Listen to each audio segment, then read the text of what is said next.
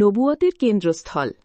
আদি পিতা আদম, নূহ, ইদ্রিস, হুদ, সালেহ, ইব্রাহিম, লূত, ইসমাইল, ইসহাক, ইয়াকুব, শুআয়েব, মুসা, দাউদ, সুলেমান, ইলিয়াস, জাকারিয়া, ইয়াহিয়া ও ঈসা আলাইহি ওয়াসাল্লাম এবং সর্বশেষ নবী মুহাম্মদ সাল্লাল্লাহু আলাইহি ওয়াসাল্লাম সহ সকল নবী ও রাসূলের আবির্ভাব ও কর্মস্থল ছিল মধ্যপ্রাচ্যের এই পবিত্র ভূখণ্ড।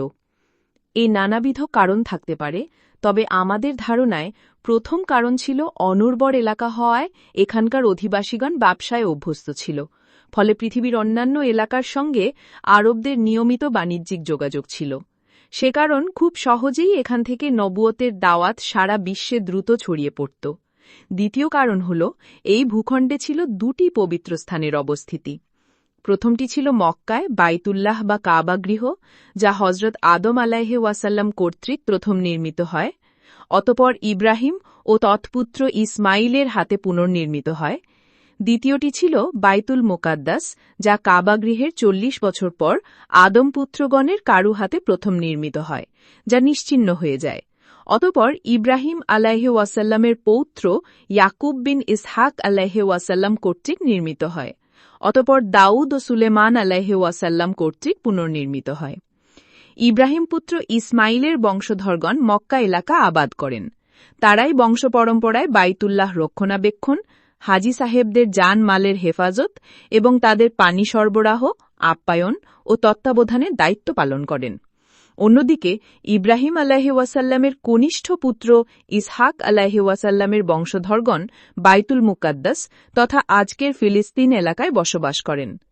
ইসহাক পুত্র ইয়াকুব আলাইহি ওয়াসাল্লামের অপর নাম ছিল ইসরাইল বা আল্লাহর দাস, সে কারণ তার বংশধরগণ বনু ইসরাইল নামে পরিচিত।